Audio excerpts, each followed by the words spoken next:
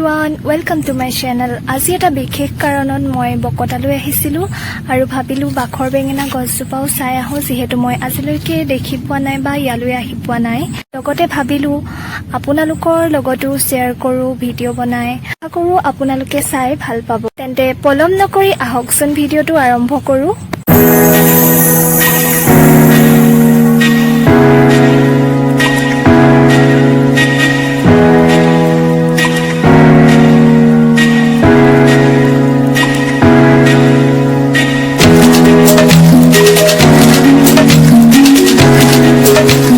বেঙেনা বুলি বিখ্যাত এই গছজোপা শিৱসাগৰ নগৰৰ পৰা প্ৰায় 30 কিলোমিটাৰ দূৰত বকতা মৌজাৰ জবলাটিং আৰু চুহুংমুহুং গাঁৱৰ মাজভাগত অৱস্থিত।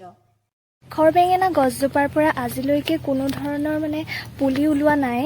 এইজোপা এজোপা বিস্ময়কৰ গছ হয়, যিজোপা গছ আহোমৰ 600 বছৰীয়া শাসন আৰু 150 বছৰীয়া ইংৰাজৰ শাসনৰ একমাত্ৰ সাক্ষী। গছজোপাৰ পাতবোৰ জবা ফুলৰ পাতৰ দৰে মিহি আৰু পিছল হয়, ফুলবোৰ খহটা হয় আৰু কাঁইটবোৰ তিনি ফেৰেঙীয়া। গছজোপাৰ নামটো বাখৰ বেঙেনা হ'লেও গছজোপা বেঙেনা জাতীয় নহয়। এই গছজোপা এটা ডালৰ পৰাই ওলাই বহুত ডালপাত ফেৰেঙনিৰ সৃষ্টি হোৱা 30 ফুট ওখ আৰু 3 ফুট বহল গছ। শুনিবলৈ পোৱা মতে গছজোপাৰ ছাল আৰু কাঁইটবোৰ অলপ বিষাক্ত। প্ৰায় 700 বছৰীয়া এই গছজোপাৰ ইতিহাস চালে দেখিবলৈ পাওঁ যে 1400 খ্ৰীষ্টাব্দত বৰাহী ৰজা মহামাণিক্যৰ দিনত এই গছজোপা ৰোপণ কৰা হৈছিল। তেওঁ যেতিয়া শাসন কৰি আছিল, চীনা সম্ৰাট এজনে ৰজা মহামাণিক্যৰ ৰাজসভালৈ এজন কটকীৰ হাতত এই গছজোপাৰ পুলিটো দি পঠাইছিল। সেই সময়ৰ চীনা সমাজে এই প্ৰজাতিৰ গছক সৌভাগ্যৰ চিন হিচাপে মানিছিল। সেই সময়ত চুতীয়া ৰাজ্য আৰু বৰাহী ৰাজ্যৰ সীমাত এই পুলি ৰোৱা হৈছিল। এতিয়া সেই ৰজা নাই, ৰাজশাসনো নাই, কিন্তু গছজোপা ঐতিহ্য বহনকাৰী ৰাজশাসনৰ প্ৰমাণস্বৰূপে আজিও থিয় হৈ আছে। বহুতে কয় যে এনে প্ৰজাতিৰ জন্মস্থান আছিলে হুৱাংহো নদীৰ উপত্যকাত। মৰুভূমিৰ মাজত হোৱা এই গছজোপা গুল্মজাতীয় হয় যদিও অসমৰ বায়ু পানীৰ পৰিৱেশত ই ৰূপ সলাইছে। বৈজ্ঞানিকসকলে এই গছক ৰুবিয়েচিক প্ৰজাতিৰ অন্তৰ্ভুক্ত কৰিছে।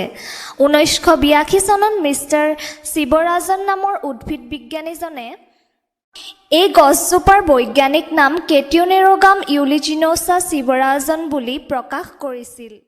2014 চনত লক্ষ্ণৌৰ বীৰবল সাহানী ইনষ্টিটিউট অৱ পেলিঅ'বটানীয়ে কৰা এটা পৰীক্ষাত ইয়াৰ বয়স 580 বছৰ বুলি প্ৰমাণ কৰিছিল আৰু ইয়াৰ বৈজ্ঞানিক নাম দিছিল ৰেণ্ডিয়া ইউলিজিনোছা।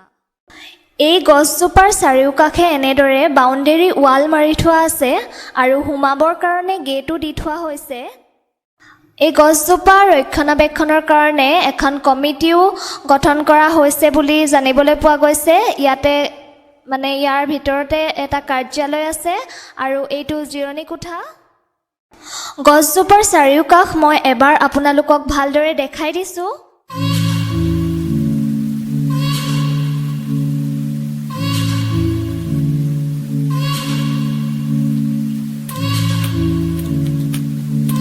মই ইয়ালৈ প্ৰথমবাৰ আহিছিলোঁ, সেয়েহে আপোনালোকৰ লগতো শ্বেয়াৰ কৰিলোঁ।